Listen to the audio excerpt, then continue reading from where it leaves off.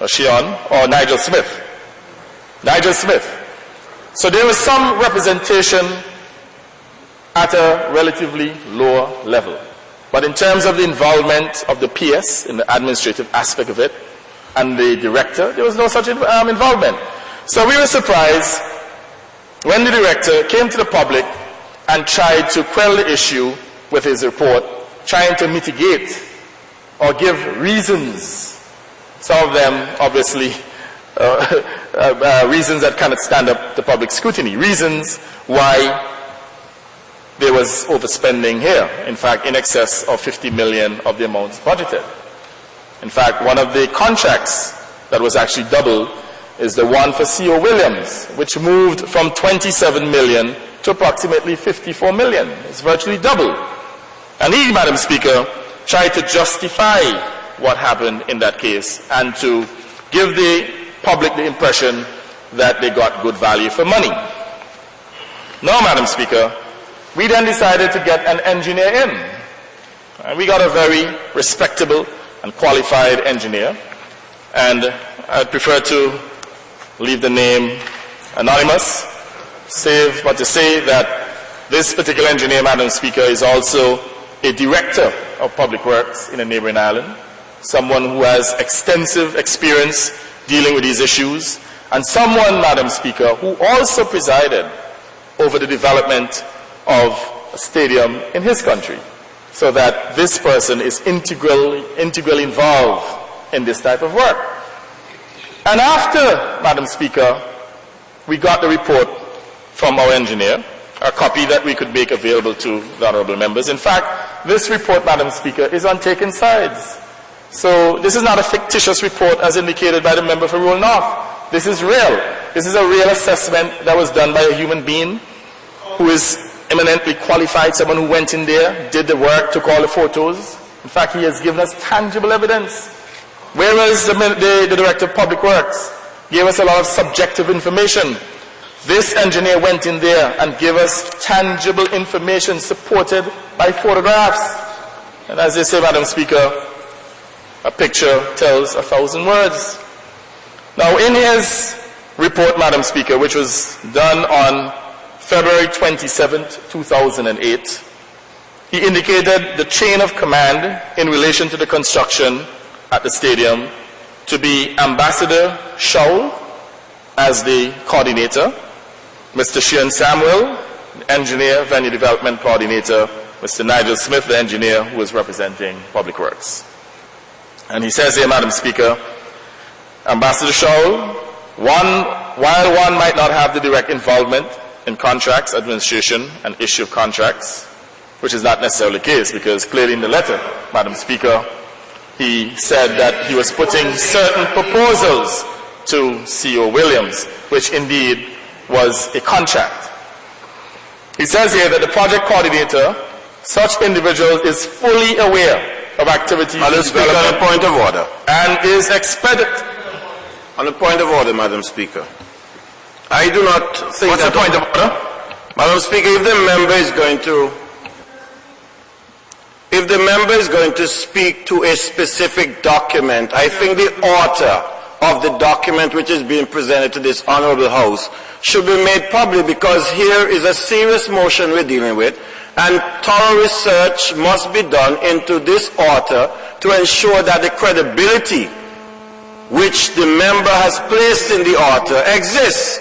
And as a member of this House, Madam Speaker, I would love to know who the author of the report is and how soon can we be furnished with a copy of the report. Honourable Member, I'm actually in the process of going through my standing orders to see whether we can allow this report to be quoted from from an anonymous source. I'm thinking that this is a serious, it's anonymous to us. Madam Speaker, I'll give you the name. The name of the engineer who has a master's degree in civil engineering is a gentleman by the name of Calvin Pemberton. Calvin Pemberton. And you will please make copies of that report available. No problem, Madam Speaker. Anyway. Because as it stands now, you realize this is just somebody's opinion. Madam Speaker, I am giving you the opinion of our engineer. Okay, go ahead. Thank you. So he says here, Madam Speaker, that Ambassador Shaul, as the coordinator, obviously would have been involved in the change of the scope of works, which has financial implications and must be discussed at the meeting which the project coordinator chairs. So, for instance, Nigel Smith, the engineer representing Public Works, had no such authority.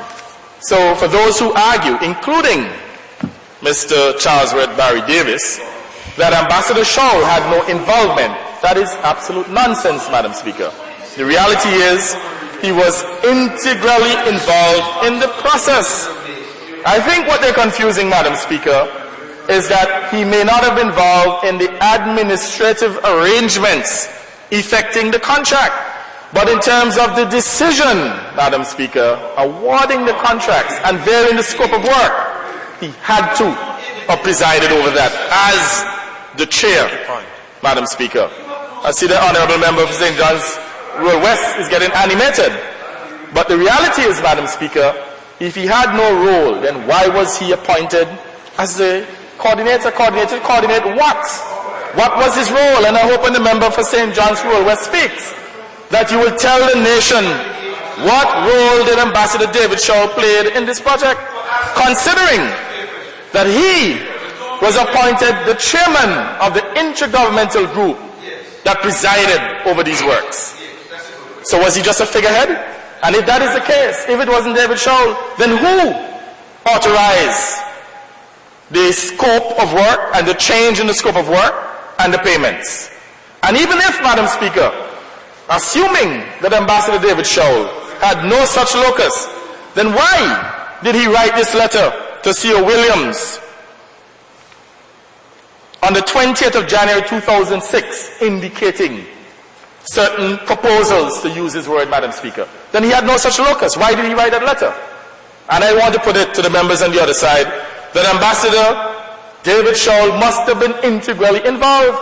And by the way, Madam Speaker, I believe that his appointment in the first instance represented a conflict. In fact, Ambassador David Shaul, as an ambassador, should be dealing with diplomatic relations, not a project, capital project. And there's some other issues too in terms of his appointment to China as well, whether or not that particular process may not have not been abused from time to time. But Madam Speaker, let's stick to the motion. Continuing on the report from the engineer, Madam Speaker, he says here, for instance, that the C.O. Williams contract moved from $27 to $54 million. And according to him, this is concern, major concern, if not at a minimum curiosity, as to how this price has jumped from $27 to $54 million. And he says here that we ought to know what, how, and why they need to be examined. And this, Madam Speaker, as I go through this report, you would recognize that there is indeed a need for some form of independent inquiry into this spending. Because at the end of the day, the nation did not get good value for money. Now, Madam Speaker, he continues that all of which must be measured against the initial scope of works, associated costs, and the change in the scope of work. And he says too that there should be change or the documentation on the file to determine the accuracy and the appropriateness. Now, Madam Speaker, he also went on to say that the documentation to substantiate agreed bill of quantities and unit rates that was used to satisfy payment requests by C.O. Williams to Public Works must be provided. And up to this day, Madam Speaker, they have not responded. If you have nothing to hide, give us information. Madam Speaker, he also says here too that parliamentary representatives on making requests for documentation and answers to matters of the public purse must be facilitated. And this is a man who understands the system, Madam Speaker. And I don't think that we really needed him to tell us this, but we know that. Now, Madam Speaker, he says here, something appears to be strange. Namely, it was recognized that ground condition at specified depth was not suitable due to very poor soil. Madam Speaker, on a point of order. Madam Speaker, It says interruptions. I would like to listen to the